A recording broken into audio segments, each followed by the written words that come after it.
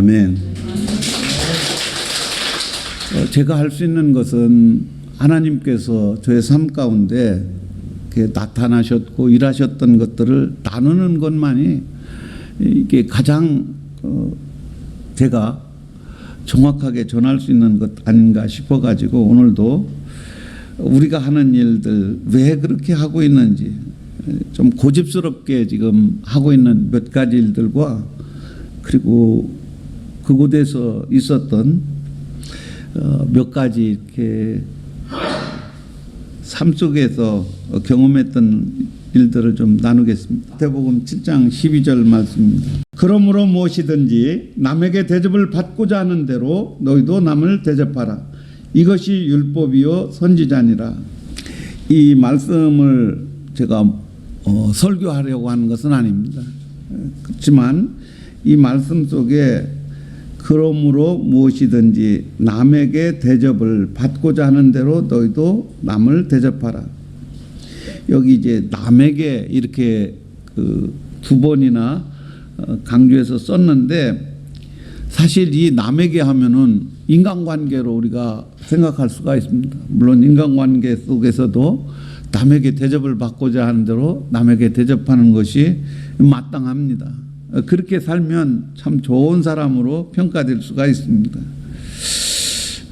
그런데 이 말씀을 또 어떤 분들은 자연을 정말 우리가 자연과의 관계가 지금 잘못됨으로 말미암아 이상인 그런 기후의 영향으로 우리가 고통을 받고 있는데 자연을 우리가 잘 대접하지 못한 결과로 이런 고난 속에 있는 그렇게도 또 설명을 하더라고요.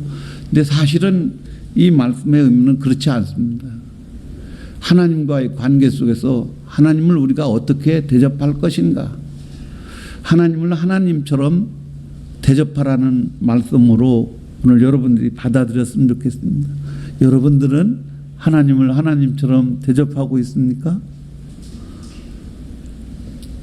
사실 저는 하나님을 하나님처럼 대접하지 못하고 살고 있었습니다.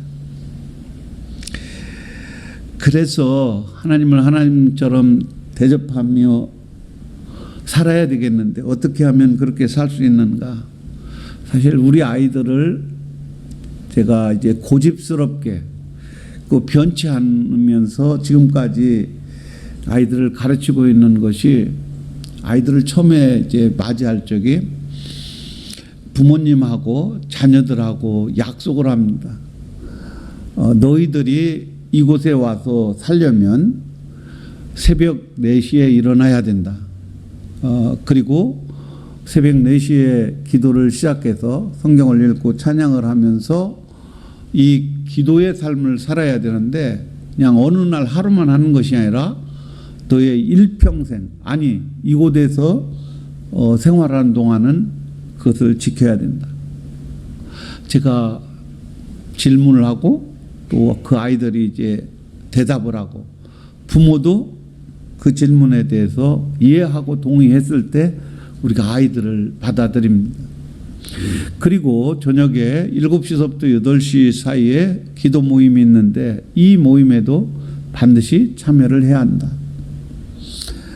그 질문에 아이들이 다 이해하고 대답을 합니다. 여러분, 매일 아침 새벽 4시에 일어나서 1시간 새벽 기도하는 것 쉬울까요? 결코 쉽지 않습니다. 제가 목사이며 선교사이면서도 어느 날은 뭐 좋은 날도 있지만 어느 날은 정말 의무감 때문에 아이들하고 약속한 것 때문에 나가서 기도 시간을 채우는 경우가 여러 번 있었습니다. 그럼에도 불구하고 이 일을 계속하는 이유를 오늘 말씀을 드리려고 합니다.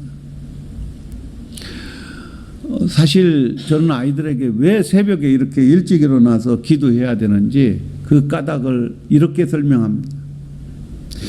이 새벽에 기도하는 것은 마치 하루를 시작하기 전에 나의 주인 되신 하나님께 오늘 하루를 어떻게 살아야 될지 묻는 시간이다.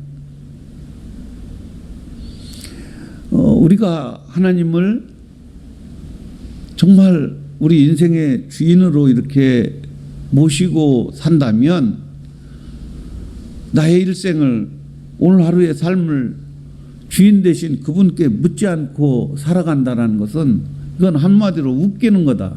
내가 주인 노릇하는 것이다. 이것이 우리가 범죄하고 있는 것 중에 가장 큰 죄가 아닌가, 그렇게 저는 생각합니다. 우리는 여전히 하나님의 자녀이지만은 사실은 하나님이 말씀하신 것을 순종하고 따라가는 하나님의 종들임에 틀림이 없습니다. 그럼에도 불구하고 우리는 여전히 우리 삶을 돌아보면 여전히 내가 주인 노릇하고 있는 거예요. 그래서 이것을 깨뜨리기 위해서 새벽에 일어나서 오늘 하루를, 나의 삶을 하나님께 여쭤보는 그런 시간으로 저는 아이들에게 강조하고 있습니다. 저녁에 7시서부터 8시는 왜 그때 꼭 기도해야 되느냐?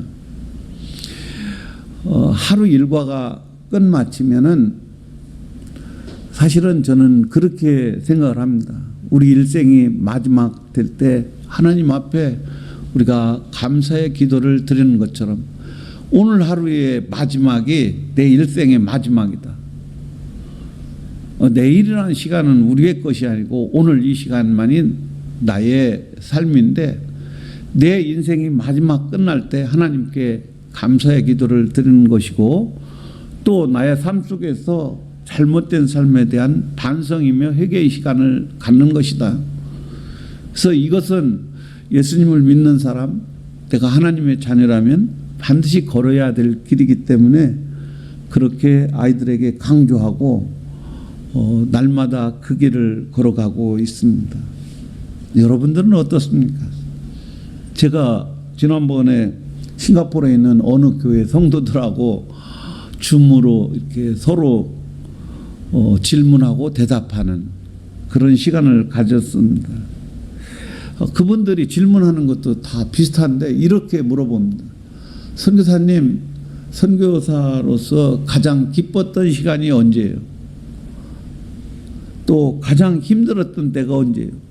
그게 일반적인 질문이기 때문에 저도 이제 그런 질문을 할 것 하고 이제 막 대충 이제 정리를 했거든요. 아니나 다를까 질문을 했습니다. 그리고 제가 곰곰이 생각해 봤습니다. 정말 내가 선교사로서 살아가는 동안 정말 가장 기뻤던 날이 언제였을까? 가장 기뻤던 순간이 언제였을까? 여러분 인생에 기억할 만한 가장 기뻤던 날 지금 기억하라고 하면은 기억이 납니까? 여러 가지 일들이 있었습니다. 그런데 꼭 한 가지만을 꼬집어서 이야기하라면 저는 주저없이 우리 딸아이가 임신했다는 소식을 전해준 그날이 아닌가 그렇게 생각이 됩니다. 그래서 우리 아이들에게 저는 좀 어렵지만 제가 강조하고 부탁하는 게 있습니다. 아이들을 낳되 12명 이상 낳아라. 처음에는 이 말을 이해를 못하고 이상한 사람으로 저를 취급했습니다. 1명이나 2명 정도 낳고 싶은데 목사님이 12명 이상 낳으라고 하니까 나를 마치 짐승처럼 여기는 건 아닌가? 그렇지 않습니다. 여러분들은 여러분들 자녀에게 자녀를 12명 정도 낳으라고 권면해 본 적 있나요? 아마 여러분들은 뭐하러 그렇게 아기를 많이 낳냐? 1명이나 2명이나 낳아라 이렇게 생각하는 분이 없잖아 있을 터인데 우리 딸아이가 결혼한 지 7, 8년 되도록 아기가 없었습니다. 저도 잘 모릅니다. 우리 아이의 마음을. 근데 조금은 압니다. 얼마나 아기를 갖고 싶어 했는지. 가진 수단 방법 대부분 그러니까 현대 의학의 대부분을 다 해봤습니다. 그런데도 아기가 안 생겼어요. 근데 안 생길만 합니다. 의학적으로는 나팔관이, 여성분들은 잘 아니까 나팔관이 막혀서 자연 임신은 절대 불가, 이렇게 이야기를 했어요. 근데 저는 그 말을 들을 때도 그렇고 그 이유도 물론 동의는 하지만은 그 뛰어넘을 수 있다라고 저는 생각을 했습니다. 하나님이라면 의사가 얘기하는 나팔관이 막혔을지라도 아기를 가질 수 있다라는 그 믿음에는 변함이 없었습니다. 그 아이가 왜 그처럼 아이를 갖고 싶어 했을까요? 사연이 많습니다. 근데 그런 사연은 접어두고 오늘 이제 이야기를 나누려고 하는 하나님을 하나님처럼 대접하라. 그러면 어떤 일이 벌어질까? 제가 이제 그 아이하고 저도 처음이었습니다. 우리 딸아이하고 한 달 동안 새벽 기도를 함께, 그러니까 1대1로 해본 적은 처음이자 마지막입니다. 그 주제는 딱 한 가지. 어떻게 하면 아이를 가질까? 결론은 믿음을 가졌다는, 하나님에 대한 믿음. 성경을 여러분 찾아보면은 아이를 못 낳은 여자가 아이를 낳은 경우가 참 많습니다. 여러분들은 아마 그런 거 가지고 왜 고민하냐고, 뭐 자연스럽게 아기만 잘 생기는데 그렇지 않습니다. 하나님이 여러분들 되게 사랑했고 축복했기 때문에 그런 아이를 하나님께서 주신 것입니다. 근데 늦게 아이를 가진 것이 결코 나쁜 일은 아닙니다. 틀림없이 그 속에는 하나님이 하고 싶은 하나님의 뜻이 그 속에 담겨 있더라고요. 그래서 그런 내용 하나하나를 이제 찾아가면서 읽고 설명해주고 기도하고 그러기를 한 달 지났습니다. 그러면 아기를 갖나요? 한 달 동안 기도했으니까 믿음이 좀 생겼으니까 한 달 하고 나서 또 한 두 달 정도 아마 지났을 때예요. 근데 이 녀석이 그 목소리가 무슨 목소리라고 해야 될까? 감격, 정말 억누를 수 없는 그런 목소리로 아빠, 나 임신했어. 그 소리를 듣는 순간 저도 정말 감사가 아니라 얼마나 기뻤는지 모릅니다. 아이의 기쁨이 곧 저의 기쁨이 되었습니다. 그 녀석이 태어나가지고 지금 초등학교 3학년이 돼서 어제 왔는데 그 녀석 얼굴만 보면 저놈이 어디 있다가 늦지막하게 이렇게 이 땅에 왔는지. 오늘 이제 우리가 말씀을 하나님을 하나님처럼 대접하면 어떤 일이 일어나는가. 그러니까 우리가 생각하는 의학을 뛰어넘는 초월하는 그러한 일들이 성경에만 있는 것이 아니라 우리 삶 속에서도 일어난다는 것입니다. 저는 이것을 여러분들에게 간증하고 증거하고 싶습니다. 여러분 혹시 우리 삶 속에 도저히 뛰어넘을 수 없는 그런 일이 있다면 약속된 하나님의 말씀을 붙잡고 그 좋은 하나님, 그 능력이 많으신 하나님, 그분과 한번 씨름해 보십시오. 여러분들에게도 저에게 나타내 보이셨던 하나님을 틀림없이 만나게 될 테고 그때 감격할 것입니다. 하나님 살아계시네. 하나님 살아계십니다. 하나님 우리 기도 들어주시네. 하나님 우리 기도를 반드시 들어주십니다. 이게 제가 오늘 여러분들하고 나누고 싶은 첫 번째 이야기고요. 가장 힘들었던 이야기도 했습니다. 가장 어려웠던 이야기를 좀 나누고 싶습니다. 돈이 없으면 정말 불편해요. 불편한 것만 아니라 걱정, 근심이 앞섭니다. 제 인생에 여보 쌀이 떨어진 적 없었거든요. 근데 어느 날 우리 집사람이 저한테 여보 쌀이 떨어졌어요. 딸이 아니라 쌀이 없다는 거예요.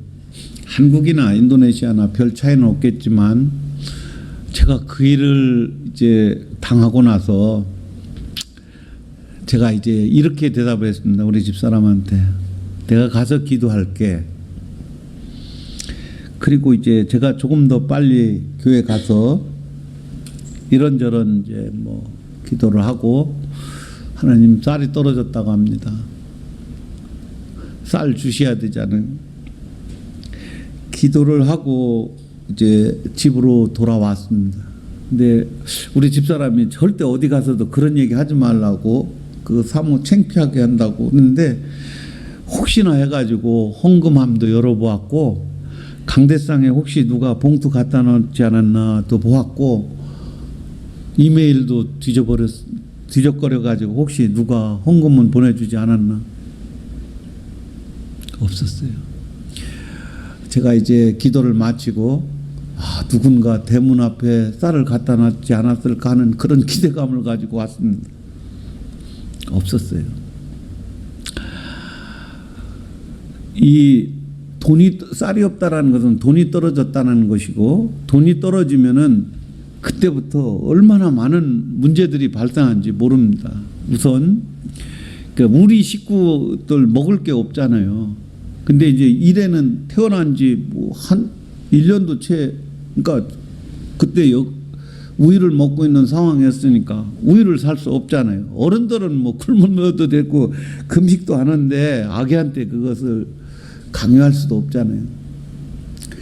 근데 더 큰 문제가 우리는 이제 교인들이 대부분 다 가난해 가지고 주일날 이제 음식을 해서 대접을 해야 되는데 음식을 마련할 수가 없는 거예요. 그렇다고 목사가 쌀 떨어졌으니까 오늘은 이제 밥을 못 해드리겠다고 그런 말도 못 하잖아요. 그때가 언제였냐면은 12월 31일 이제 31일 하고 1일 날이 그날 마침 또 밤에 신구영신 예배, 송구영신 예배 드리라고 다 모여가지고 끝난 다음에 떡국이라도 해먹고 하는 그런 밤인데 할 수가 없는 거예요. 이제 1월 1일 날 이 머릿속이 아주 복잡해진 거예요. 어떡하지? 작은 돈이라도 그러니까 저희들은 매달 10일 날 돈이 오거든요. 그러니까 앞으로 한 열흘 정도 더 남았는데 캄캄하잖아요. 그래서 이걸 어떡하지? 옆에 있는 목사님들한테 얘기하면 뭐 그거 쌀 안 줄 만한 목사님들이 어디 있겠어요. 선교사님들도 맨 마찬가지고. 근데 차마 그런 얘기를 할 수가 없는 거예요. 그래 어떻게 1월 1일 보내고 1월 2일 날 이제 일이 시작되면서 혹시나 하는 마음으로 통장을 한번 이제 확인을 하게 됐습니다. 통장을 확인하니까 그때 한 달러로 한 800불 그게 이제 한국 돈에 한국 돈으로 100만 원 정도가 12월 30일 날 입금이 된 거예요. 누가 보낸지는 모르겠고 그래가지고 가서 돈을 찾아가지고 와서 막 필요한 대로 우선 좀 먹을 것 사고 필요한 것 이제 한 다음에 그 주간에 이제 지난 한 해 동안 우리를 이렇게 기도해 주시고 후원해 주셔서 감사합니다 하고 교회에 전화를 했어요. 그런데 어느 교회 그 교회가 선교사님 우리가 100만 원 헌금 보냈는데 그거 받으셨어요? 그래서 네 받았습니다. 얼마나 감사한지요. 그때 저는 무슨 생각을 했냐면, 하나님은 우리가 돈 떨어진 것까지도 다 아시고 12월 30일 날 이미 돈을 보냈는데 내가 밀어내가지고 통장을 확인하지 않았기 때문에 이 믿음이 없어가지고 이렇게 마음속에 조마조마하면서 시간을 보내지 않았나 해가지고 되게 부끄러웠어요. 근데 이제 제가 그 목사님하고 전화 통했거든요. 목사님 너무 감사해요. 내가 감동 섞인 말로 막 얘기하니까, 어이 박 목사, 하나님이 나보고 돈 보내라고 해서 보낸 거 아니고 1년 동안 우리가 헌금을 이렇게 개수해 보니까 헌금이 조금 남아 있어 가지고 지난 한 해 동안 우리가 선교비를 못 보내줘 가지고 미안해서 조금 보낸 거야. 그래 얘기를 했는데 저는 이렇게 받아들였어요. 하나님은 우리의 호주머니의 사정까지도 다 아시는 분. 근데 내가 믿음이 없어서 짧은 기간이었지만 정말 조바심을 가지고 이렇게 하루를 넘겼던 그때 그 상황을 생각하면서 우리가 선교사가 됐든 또 이거 한국에서 살던 돈이 없으면 참 불편합니다. 그리고 어렵습니다. 근데 우리가 지금 시선을 이제 돌려야 됩니다. 이러한 어려움 가운데 있을 때 정말 그 환경을 바라보면은 방법이 없어요. 근데 하나님이 정말 우리 아버지거든요. 그럼에도 불구하고 오늘 찬양이 참 멋있는데, 여러분 하나님을 아버지라고 부르시는 거 확실하죠? 네. 그렇다면은 아버지가 오늘 이 말씀의 내용이 너희가 악할지라도 자식에게 좋은 것을 줄 줄 알고 하물며 하늘에 계신 아버지께서 좋은 것을 주시지 않겠느냐라고 우리에게 반문하고 계시잖아요. 사실은 우리가 한 치 앞도 못 보고 살아간 인생입니다. 그러나 하나님은 우리의 호주머니 사정까지도 다 하시고 우리에게 좋은 것으로 채워주시는 참 좋으신 하나님. 오늘 우리가 믿음이 없어서 하나님을 아프게도 하고 또 하나님 없이 내 마음대로 살려고도 하지만 그럼에도 불구하고 여전히 우리를 사랑하시는 좋으신 하나님을 날마다 경험하는 삶이 되었으면 참 좋겠습니다. 혹시 여러분 중에 정말 하나님이 내 아버지라고 생각한다면 내가 뼈 빠지게 일하는 것도 중요하지만은 정말 우리가 부유하게 살 소망이 있습니다. 저는 늘 그런 마음으로 살고 있습니다. 우리 아이들한테 저는 솔직히 언제부턴가 돈 버는 일을 포기했잖아요. 그러면은 돈도 안 버는 사람이 어떻게 먹고 사는가, 외국에서. 그리고 우리 아이들한테 저는 늘 부유한 자로 이렇게 여깁니다. 목사님은 정말 부유하게 살아. 인도네시아 사람들도 부유한 사람이 있긴 한데 저보다는 못하지 않은가. 그러니까 이제 아이들하고 얘기를 합니다. 우리 기도하자. 그때는 이미 무언가 꼭 필요한 그러한 일들이 있기 때문에 그러기도 하지만은 기도할 때가 이제 왔다라는 거죠. 근데 그때 이제 아이들도 믿음을 가지고 있는지는 잘 모르겠습니다. 그렇지만 하나님께 정말 우리가 필요해서 구하면은 제가 이제 선교지에서 여러 번 경험을 했거든요. 틀림없습니다. 제가 어디 가서 돈을 구해오거나 뭐 그런 적도 없어요. 그러니까 하나님께 묻고 하나님께 기도했을 때 하나님이 그것이 필요한 거라면 틀림없이 우리에게 주시는 것을 여러 번 맛보면서 아이들에게 기도를 이렇게 가르치는 까닭은 방법이 없습니다. 하나님이 안 보이는데 어떻게 하나님을 믿습니까? 근데 기도하면은 우리가 모든 걸 제로로 시작하지만은 기도했을 때 정말 하나님께서 우리가 기도한 것 이상으로 좋은 것으로 채워주시는 하나님, 그 아이들이 삶 속에서 경험하고 살고 있습니다. 오늘 사실은 제 신앙을 자랑하는 것이 아니라 그런 어려움 가운데 있을 때 저도 여러분들과 똑같이 걱정과 염려를 피할 수가 없습니다. 그러나 한 가지 제가 할 수 있는 방법은 기도하는 일이고 하나님 말씀 앞에 그냥 순종하는 그런 일밖에 없습니다. 그랬더니 하나님께서 지금까지 잘 먹여주시고 입혀주셔서 여기까지 오게 되었습니다. 오늘 이제 한 말씀만 여러분들과 나누고 마치려고 합니다. 아까 그 남공은이라고 하시는 분 머리 다치고 또 여러 군데가 뭐 이렇게 다쳐서 어려운 그런 고비 가운데 있었는데, 제가 선교지에 있으면서 하나님이 참 많이 치료해 주셨습니다. 한번 물어볼게요, 여러분들. 여러분들 혹시 참을미 났을 때 기도해 가지고 참을미가 없어졌다, 여러분 믿을 수 있나요? 기도하면 참을미도 없어지나요? 우리 권사님이 끄떡끄떡 하는데 저는 그런 경험이 있습니다. 선교사님 아들이 반둥에서 자카르타까지 오는데 거의 2시간 반 정도 이렇게 타고 오거든요.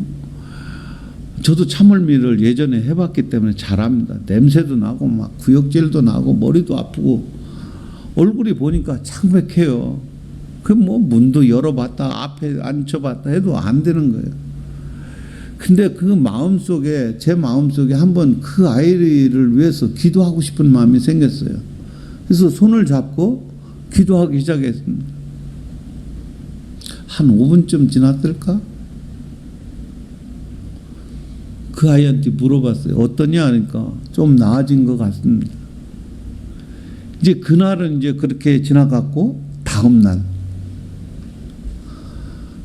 그 아이를 태우고 이제 이민국에 가는데 이번엔 더 어려운 일이 발생한 거예요. 아니 도시 그러니까 자카르타 이 중심 도시를 지나가는데 갑자기 대변이 마렵다는 거예요. 차 안에서 어떻게 용변을 볼 수도 없고, 그렇다고 뭐 길 가에 대놓고 어디 찾아가서 변을 볼 수도 없는 거예요. 여러분들은 뭐 어떡하겠습니까? 그냥 싸든지 말든지 그냥 내체 그냥 달려버려요. 그러니까 선교사가 별일 다 보면 그럼 어떻게 해요? 할 수 없이 얘야 이리 와봐. 그리고 손을 잡고 기도하기 시작했어요. 그리고 몇 분이 지났어요. 근데 얘야 지금도 그래? 그랬더니 아니요. 근데 그 이민국까지 가는 시간이 아마 한 30분 정도 거기서, 그러니까 배 이제 막 화장실 가고 싶다고 했던 그때부터 한 30분 정도 더 가서 있었는데 아무 일 없이 이제 거기까지 갔습니다. 저는 이제 웃으면서 그렇게 생각을 합니다. 하나님은 그러니까 막 그 용변 보고 싶은 그 마음도, 몸의 그런 그 느낌도, 이런 것까지도 하나님은 그 멈추게 하시는 것, 그런 것도 이제 제가 보았고요. 정말 우리 딸내미가 이제 고백한 얘기입니다. 정말 우리 딸내미가 그 신발을 신고 이제 가서 하루 종일 근무하잖아요. 물론 쓰리바를 교체해서 신는데도 막 거기가 이제 더우니까 발바닥에 그 무좀이 이제 물집이 잡혀가지고 집에 오면 막 가려우니까 냄새도 나고 막 참 안 좋은데 아빠가 해줄 수 있는 게 없습니다. 그러니까 내가 얘야 내가 기도해 줄까 그랬더니 아빠 기도하면 무좀이 나? 마치 나한테 대드는 것처럼 그랬어요. 기도하면 낫지. 제가 기도해 줬거든요. 어떻게 됐을까요? 참 참 신기하게 다음날 보니까 발바닥이 뽀송뽀송한 거예요. 이뿐만 아닙니다. 우리 이제 제가 같이 예배를 미국 교회, 우리 교회, 인도네시아 교회, 세계 교회가 예배를 드리는데 그 사무원이 이름이 숙긴입니다. 이브 숙긴이라고 부르는데 이분이 이제 되게 가까이 지내거든요. 왜냐하면 미국 목사님이나 인도네시아 목사님은 주일날, 수요일날도 가끔 가다. 미국 목사님은 수요일날도 안 나와요. 저만 월요일부터 주일까지 맨날 아침 새벽에서부터 저녁까지 교회 살으니까 그분하고 이제 친하거든요. 근데 어느 날 이분이 몸이 불편해가지고 들어와요. 그래서 어디 갔다 왔냐니까 병원에 갔다 왔다고. 어디가 아프냐고 그러니까 거의 반신불수 마냥 이쪽 한쪽이 뭐 손도 못 올릴 정도로 그렇게 어렵다고 하더라고요. 그러니까 목욕도 못하지, 음식도 못 만들지, 여러 가지 어려움이 있는데 가가지고 침도 맞아봤고 병원에 가도 안 낫는다는 거예요. 근데 이상하게 그날따라 그분을 보고 저 기도 잘 안 해줘요. 진짜로 잘 안 해주거든요. 저 뭐라고 하냐면 당신이 기도해도 되는데 왜 굳이 내가 기도하냐고. 근데 그분하고 이렇게 대화하는 동안 그냥 마음속에 기도하고 싶은 마음이 생겨서 내가 기도해 줄까요? 그랬더니 되게 즐거운 마음으로 기도해 주세요 그러더라고요. 그래서 뭐 그냥 빨리 낫게 해주세요 하고 이제 기도를 했어요. 근데 그분이 할렐루야 하고 벌떡 일어나서 걸었으면 얼마나 좋아요. 그냥 뭐 기도 마치고 돌아갔거든요. 근데 이분이 이제 수요 예배 가기 위해서 목욕하러 이제 들어갔대요. 근데 목욕을 하다 보니까 손이 이게 좌우측으로 되고 뭐 이래 되는 거예요. 그 이제 걸어 나오는데도 전혀 불편함이 없고, 그래가지고 이분이 그날 수요 예배에 가가지고 간증을 한 거예요. 자기가 이렇게 몸을 못 썼는데 그 한국 목사, 전 베드로라고 부르거든요. 베드로스 목사가 기도해 줬는데 내가 이렇게 나았다고. 그래 그 교회가 교인이 꽤 많아요. 한 5, 600명 되는데 소문이 자자하게 난 거예요. 제가 이상하게 뭐 신령한 사람처럼 돼가지고 부목사님이 이제 아팠어요. 근데 그 부목사 부인이 저한테 목사님 오셔가지고 기도해달라고. 제가 안 갔어요. 당신이 기도해도 낫는데 왜 내가 가서 거기 기도하냐고. 그러니까 참 기도라는 게 그래요. 그냥 우리는 하나님께 의지해서 기도할 뿐이고 낫든지 안 낫든지는 본인에게 또 하나님에게 있지만은 우리는 그런 분을 위해서 정말 그분과 같은 마음으로. 그래서 오늘 말씀을 제가 뒤에서 방금 찾으면서 사실은 제가 이번에 와가지고 2달 가까이 있으면서 정말 저에게 주신 말씀입니다. 우는 자와 함께 울고 웃는 자와 함께 웃으라는 말인데 로마서 12장 15절 말씀에 즐거워하는 자들과 함께 즐거워하고 우는 자들과 함께 울라라고 이렇게 성경에 기록이 되어 있습니다. 정말 그 말이 예수님이 그랬던 것 같습니다. 사랑하는 우리 중심교회 성도 여러분, 우리가 즐거워하는 자들과 함께 즐거워하고 우는 자와 함께 우는 저와 여러분 되었으면 참 좋겠다라는 생각을 하고, 사실 지난번에 와서 제가 그랬잖아요. 하나님이 얼마나 많은 간증거리를 줬는지 밤을 새워가면서 이야기를 해도 아마 끝내지 못할 만큼 많다고. 근데 뭐 제가 저 뒤에 앉아가지고 여기다가 끄적끄적 했거든요. 오늘 무슨 말씀을 해야 되는가 주님한테 물어보면서 기억난 대로 몇 개 이렇게 썼습니다. 그러나 분명한 것은 우리의 삶 속에 하나님을 나는 어떻게 대접하고 있는가, 하나님을 하나님처럼 대접하는 저와 여러분들이 되었으면 참 좋겠습니다. 하나님은 오늘도 저와 여러분들에게 즐거워하는 자들과 함께 즐거워하고 우는 자들과 함께 울라고 하신 그 말씀이 우리 일평생 살아가는데 귀한 지표로 삼았으면 참 좋겠다는 그런 마음이 들었습니다.